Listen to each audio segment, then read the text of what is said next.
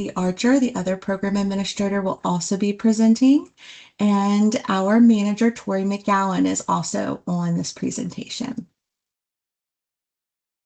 Taking a look at the agenda, we will do a brief introduction to the training, and then we will jump into some data from grant year 2025 grants.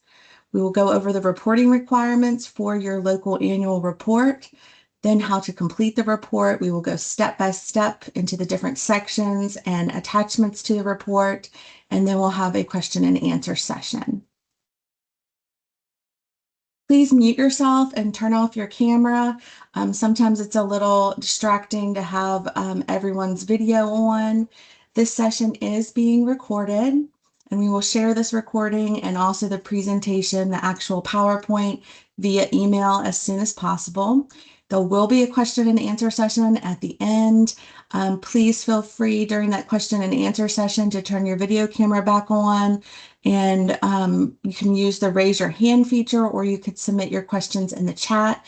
We just ask that you wait to submit those questions in the chat until the question and answer section at the end. Most folks know where all of these buttons are now, but there is a reminder on the screen if needed. Let's take a look at the grant year 2025 summary data.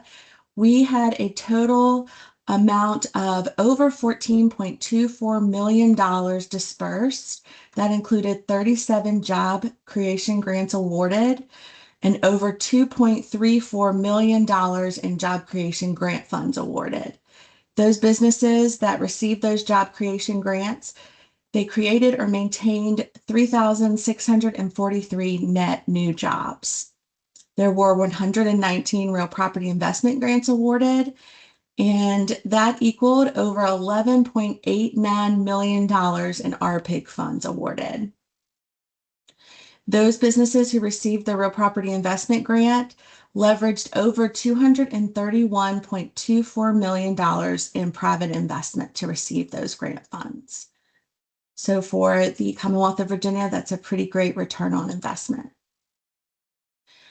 Let's look at the reporting requirement. Before you do, as always, you'll notice the pictures throughout the presentation. Those are all pictures from Enterprise Zone businesses who received Enterprise Zone grants in the past.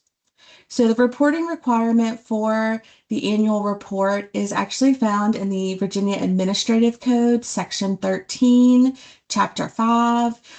It really states that the governing body has to submit annual reports to the department in order to foster monitoring and evaluation. And those are to be submitted to the department, which is DHCD, no later than July 15th. Annual reports shall include information and data for the purpose of the program evaluation as requested in that report. They list the name of the report as EZ3AR, and that is still the name of the report. It is just now not on paper, it is in CAMS. The department shall review the effectiveness in creating jobs and capital investment and activity occurring within designated enterprise zones. And then we will take those findings and make an annual report that includes all of the information from your local reports. And we will be sending those to the Senate Finance Committee and the House Appropriations Committee. It does also state that when there is a potential for proration, that will include this information in those annual reports that are given to the Senate and the House. So this is a screenshot of CAMS, what your CAMS page may look like. You should be able to find that annual report under Reports and Documents. And then you can see which one you haven't started. It's usually the one at the bottom, and you will be able to begin there with creating that annual report. Let's look at each section of the annual report and go over it so that we can make sure that everyone's on the same page and that we're gathering all the information that's needed. Section 1 is the zone information. You're going to enter the local zone administrator's contact name and their email address. And then we ask if the LZA changed during the reporting period, yes or no. Also, number 4 and 5 are for the alternate zone administrator's name and email address. It's just to make sure that we have updated contact information for everyone. Number 6 is the date of the last zone amendment approval. And if it has not been amended since the designation, you can enter the designation date in that section. Then we ask if there is a zone amendment in development. This is for our records. If there is, then we hope that you've already reached out to either myself or Mandy, but if not, please do so. We'll help you get started with that zone amendment process. Section 1 continued, we ask for the zone acreage amount. If you're in a joint zone, you want to list the acreage of only your locality. In a joint zone, each part of the joint zone has their own minimum and maximum amount of acreage and the minimum and maximum of the non-contiguous areas as well. So in number 9, we ask how many non-contiguous areas are in your zone. Again, if you're in a joint zone, you should focus explicitly on your part of the zone or your locality's part of the zone. In number 10, we ask you to attach a PDF or a JPEG of the zone maps. We need one that shows the entire zone. So for instance, the picture on the screen, you see the entire zone here. And then you can attach additional maps of the smaller areas. So in this case, you could attach an additional map with the zone part that's in green, and then another map with the zone part that is in orange. You can save that all under one file, and you can utilize the compress or zipped file feature if you need one or more documents to zip those files together and to upload them all as one document. All Mandy? right, we're gonna continue on into section 2 of the report itself. Thanks, Kate. And so this is the administration information. So of course, the first is the section is the basic info, and we want to get into more detail in this area. So one of the most important things to us also is that zone description. And so if you have any amendments that were completed during the past year or 2 years, we do want you to include that in your description. If you have questions about what type of information should be included, you can reach out to us. We are wanting to know some information such as where it's located, any types of major industries, other types of information that would be relevant into the type of zone it is. We also, the second part of that is the zone ordinance attachment. You can provide links on a Word document if that is easier for you, or any resolutions that were authorizing administration of local incentives. Some of these go back to when your zone was actually created, and that is fine. You also want to include any updates to that ordinance as well. The zone marketing materials attachment, again, just as a reminder, make sure that this is put in a zipped folder for multiple documents that have screenshots and or links. We want to see how you guys are marketing your zone. This could be your website. It could be additional marketing materials that might be mailed out or emailed out, any copies of press releases that you do about the zone, that type of thing. There is a asterisk here, of course, if there are no changes that you've made to your marketing materials, that's not necessarily a requirement, but we do ask that you try to upload something so we have that information. Zone planning. So if you have any upcoming plans or objectives, amendments, or plans for marketing materials that are in the works that you may not have completed yet, that is something to include under that zone planning information. There may also be some infrastructure projects that may be happening to help expand the zone. That could be included in that area. So it's really just a section for you to tell us what you are planning to do with the zone in the upcoming year. And we, of course, want to always be available for assistance. I hope everyone knows you can email or call Kate or myself. But if there's something very specific you want to talk about and you want to make sure that we reach out to you, you can go ahead and put that in that section of LZA assistance requests.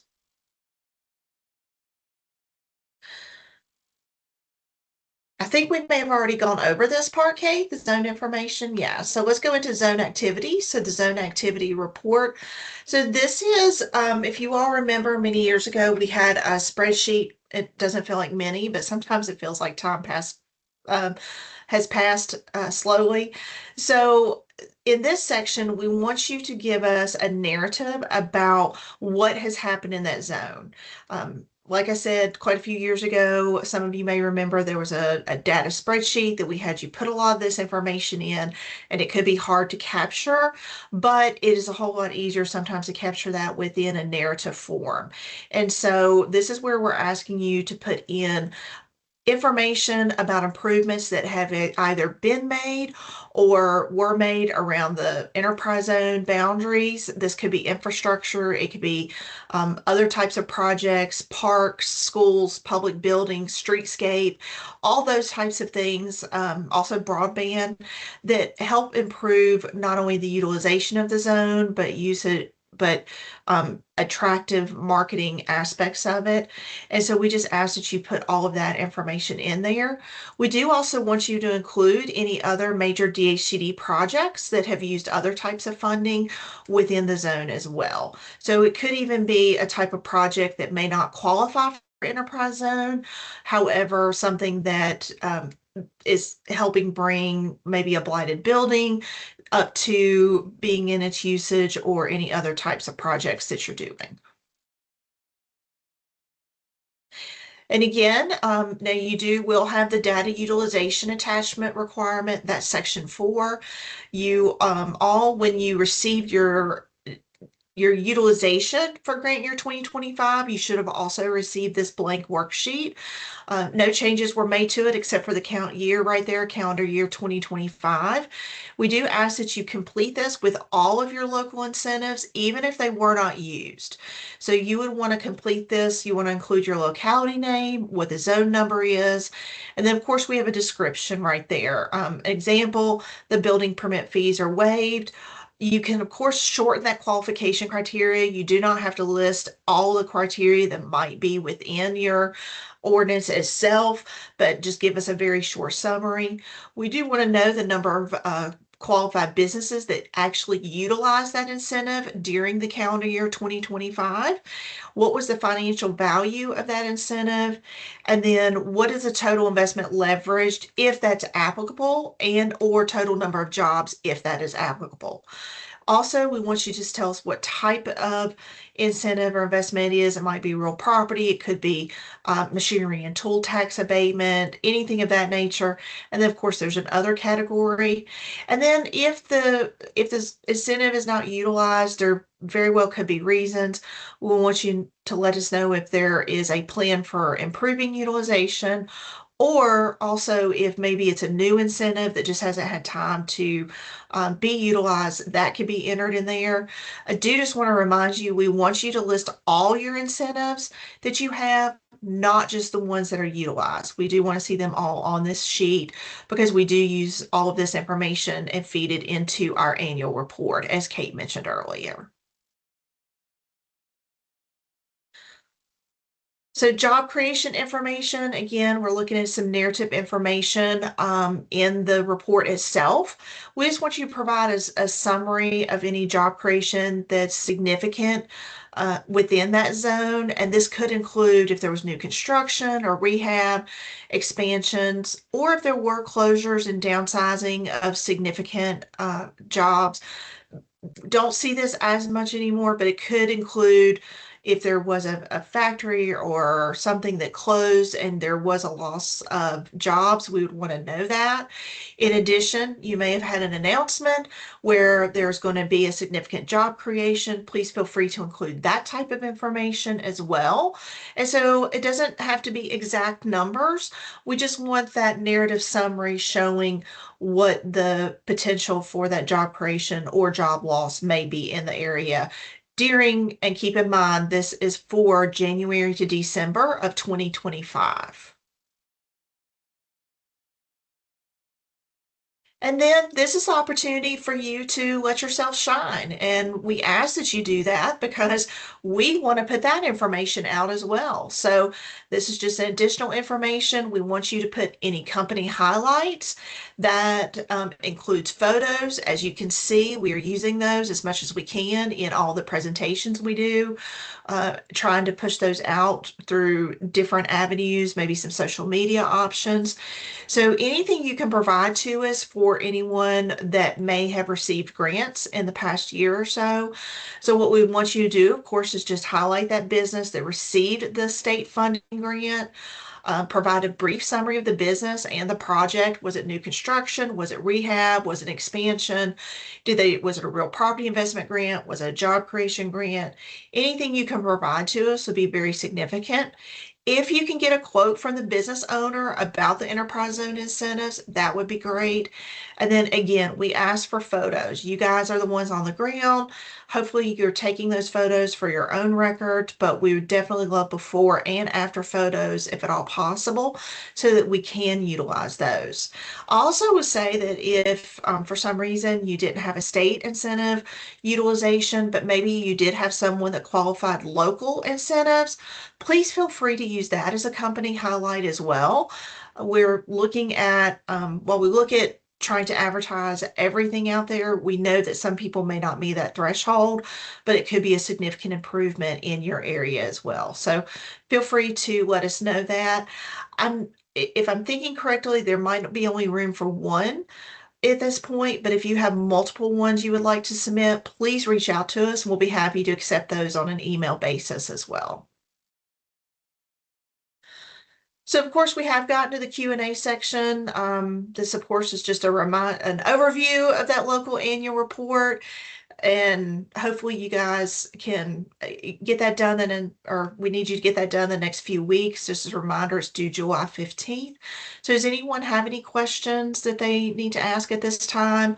Also, just as a reminder, you should have received, as a local zone administrator, you should have received an email that included your zone utilization. So those grants that are awarded from the state level from 2025, and also a copy of that utilization sheet that you'll need to complete. And then, of course, within the next day or so, hopefully all this information will be up on our website. So please feel free to unmute yourself, put questions in the chat, whatever is easiest for you. While folks are thinking of their questions, I'll also add that when it comes to providing the highlights to us about a specific business for the annual report, it's also a good opportunity for you to collect that for your own benefit, for your locality, to use on your website, to use in your marketing materials. A lot of times I think that businesses see or hear about the Enterprise Zone grant and they think that maybe there's no chance. They haven't heard about the process, so they might think there's no chance my business is going to get that grant. It's in the state. I'm going to be up against a lot of people. But once they hear or see a picture of someone they know, or they see a quote from someone they know who's a business owner who received it, they might be more likely to apply for those incentives or to just ask questions about them and find out that they're available to them and that they may be eligible. So again, if you have a question, feel free to unmute yourself and ask it or to put it in the chat. Kate, while they're thinking about that, do you want to go to that next slide and we'll go ahead and just review that information as well? Good idea. All right, so of course, Kate has our contact information up here for Tori, Mandy, and myself. And then Tori, do you want to share with us a little bit about this training that we're showing? Sure. So good morning, everyone. And we're really excited to partner with our Virginia Main Street group on this training that this is kind of an offshoot or kind of a result of what we were calling the Building Opportunities on Main Street visits. We had a consultant that came in and visited many of the Southwest Virginia communities last year. This year, they're doing some more communities in the South Side. So there is connection between Main Street and enterprise zones in many communities. So seeing some of the kind of common themes, issues that people were seeing within their retail districts, we have we're going to have this training in Bristol, so it's kind of focused on Southwest Virginia for now. This will be a pilot training, and it's possible that we could take it to other parts of the state as well. But, fostering strong retail districts requires alignment between not only the property owners, the retailers, and economic development stakeholders. So to help continue strengthening the districts across Virginia, we're partnering with Pedal Retail Advisors out of Washington, D.C. to do a 3-hour training. And it's going to be two components to the training. So it's going to be a training first for the landlords, and then also one for the retailers as well. So the landlord training will kind of focus on how to effectively evaluate, structure, and support small business tenants within their, in their properties. And then for the retailers themselves, how to support them from the lease signing process through opening and ongoing operations, because we know, we've seen it all, retail is very difficult. So a lot of people will, tenants or landlords want to get someone in their properties to help pay the bills and the mortgage on the property. So they'll take the first tenant that they see, may offer them a low rent to get in there, and they may be there for 6 months, and then they have to close down. So we want to provide an ongoing long-term success for those retailers and for the landlords and property owners as well. So that's what this training is meant to do. It will be in Bristol on July 16th. From 9 a.m. to 12 p.m. So we'll be sending out information at least to the Southwest Virginia Enterprise Zone zone administrators. But if there's someone in another area that might be interested in it, let me know, and we can get the information to you as well. Thank you. Thanks, Tori. Haven't seen anyone unmute or any questions in the chat. I just go ahead, unmuted. Kim. Hi, how are you? Good, how are you? It's good to see you. Good to see you as well. And you kind of addressed this when you said, hey, share photos of other people's success in the program. Carl and I were really frustrated this past year and we worked with DHCD staff to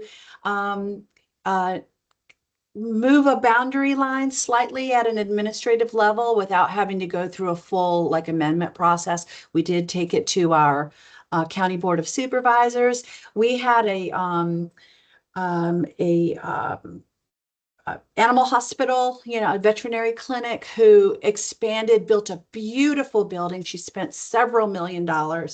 So we got the boundary of her existing property that half of it was kind of on one side of the road and included in the zone. So we were able to get her whole parcel included with an administrative, update. We couldn't get her to participate in the program.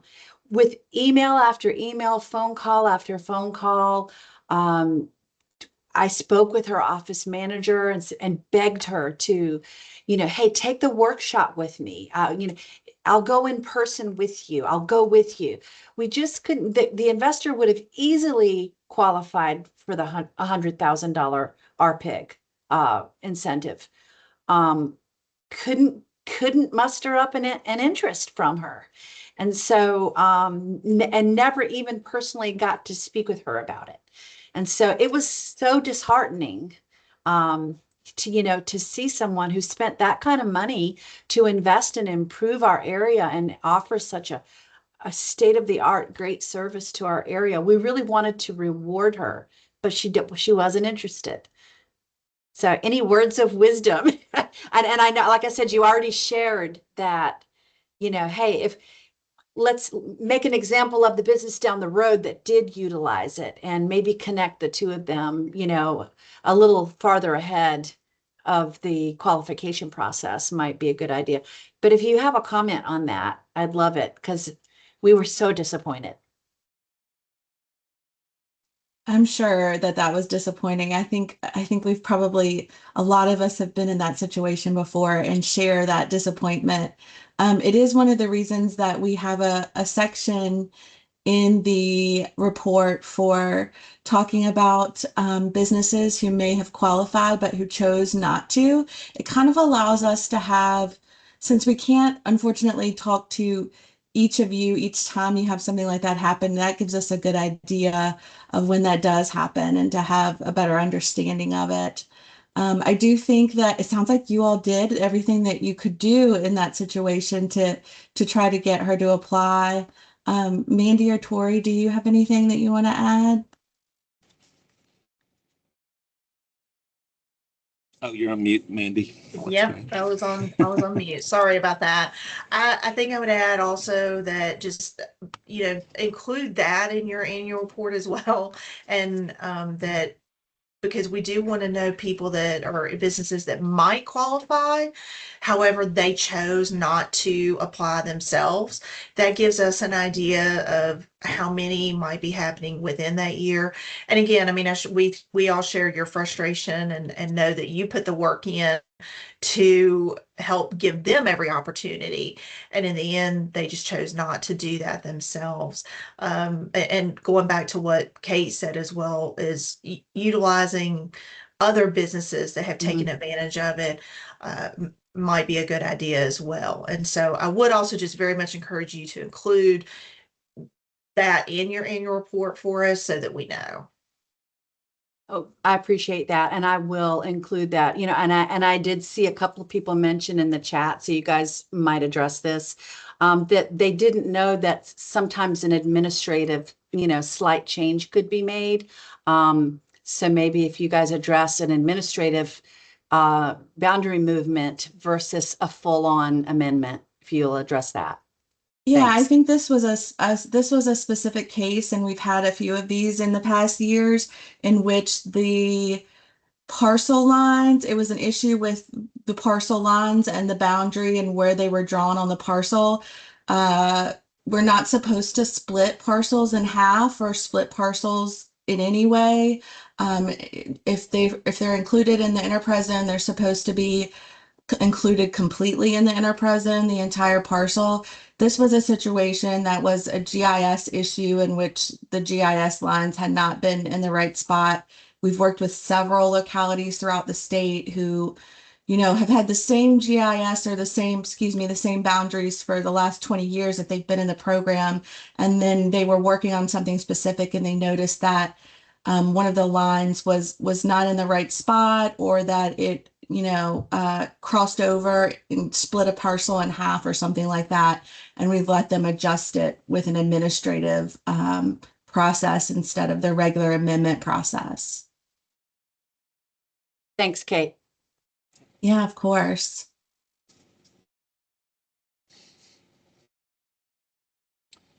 Yeah, I think that's the case. So Nicole said sometimes the paperwork is not worth the effort for some businesses. And some people are reluctant to say they had any assistance from government as well. So I think those are a couple of reasons why people, even though they may be able to qualify for $100,000 or $200,000, the time and effort, and there is a cost associated to it. When you have to get an attestation done, you have to find a CPA, you have to pay them to do the work, and if they think that there's a possibility they may or may not get the grant, they may decide it's not worth the effort or the cost up front. So I think those are some of the main reasons that we've kind of heard from people that have decided not to. But in some cases, if you can't get in touch with them, you don't know exactly why they wouldn't. And I know it can be frustrating whenever they can qualify, and that's our job, is to help them qualify and help them take advantage of the program. Yeah, that's a really good point. And you all had good points in the chat. I think I try, when I talk to someone, a business owner, for the first time about the program, to start out by saying, hey, this is not a subjective process. If you meet these eligibility requirements, then you're likely to be approved. And even if you maybe forget to attach a document to your application, or you forget to sign something or date something, we work with the business owners to try to get those things that we need in order for them to be eligible and to get those applications approved. And really the only way that you won't receive the money that you're requesting is if there's an eligibility issue, or if there's a proration issue, which we haven't had in I think 5 years now.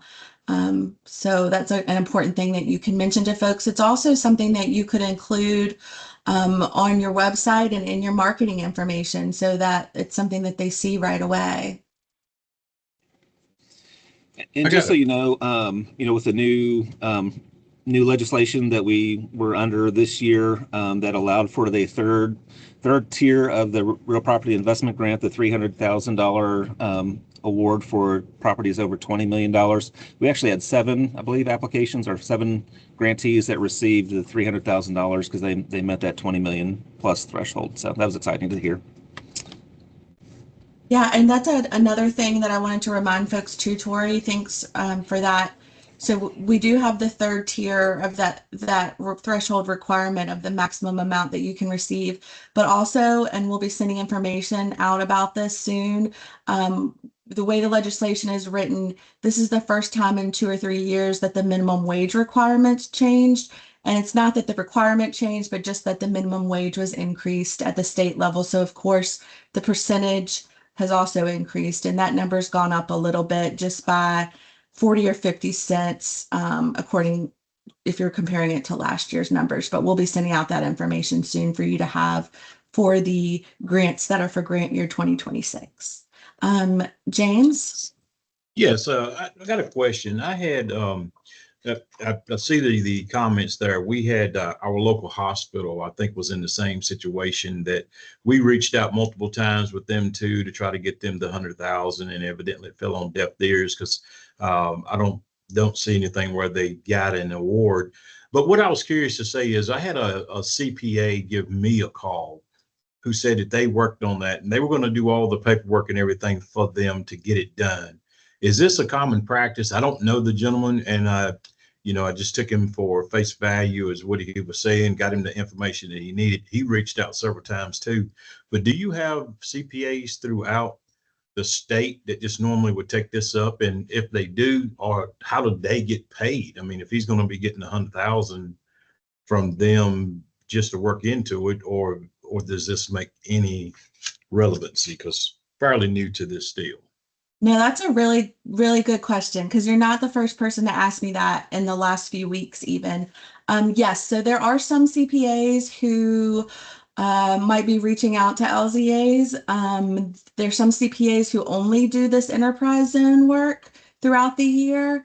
I will tell you this, we do not recommend any specific LZA CPAs, and CPAs should not be making you think that they're the only CPA that can do that work for your business owners, because any CPA who's licensed in Virginia or in a state with reciprocity with Virginia can complete the process as long as they follow the CPA agreed upon procedures manual that we have, and they use the documents that we require.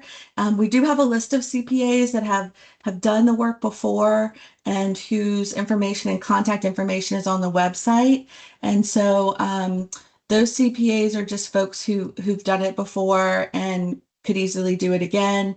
And CPAs do charge differently. Some CPAs charge a percentage of how much of the grant that the person may receive. So if it's $100,000 grant, they may say, hey, I'm going to charge 7% or 10% or something like that. Others, most have a flat fee up front, or they charge by the hour in terms of how long it takes them to do the process. My understanding is that it's anywhere between 5 and 10,000 usually, but it could be different with different CPAs. And that's a really great question. If you ever have any calls like that or emails and you want to ask us about it, please feel free to, and we'll let you know. And they are allowed to fill out that information for the applicant, but we have to have a signed permission slip really from the applicant saying that they gave the CPA that permission to respond for them. And we have to have the applicant's actual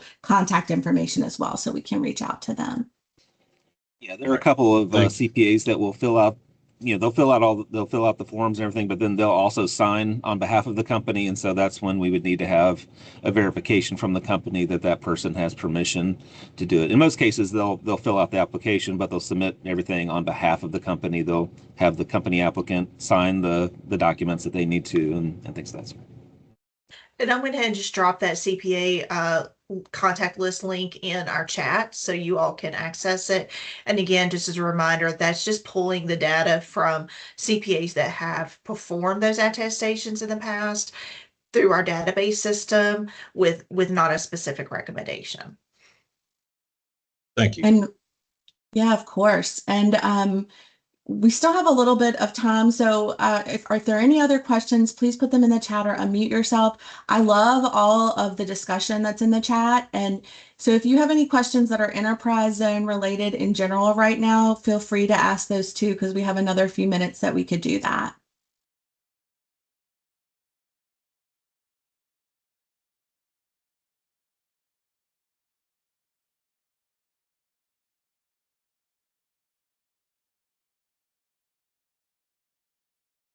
I'm not seeing any movement or any more chat information in there.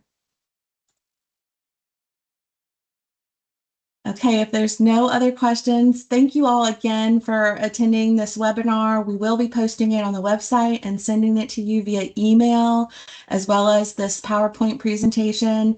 The three of us are always open and happy to assist and answer any questions you may have about the annual report or about anything that's enterprise zone related. And we also try to help out if you have questions about other DHCD programs or economic development programs. We'll help you get in touch with the right folks if we can. So thank you again for your time today, and we hope that you have a good one. Bye.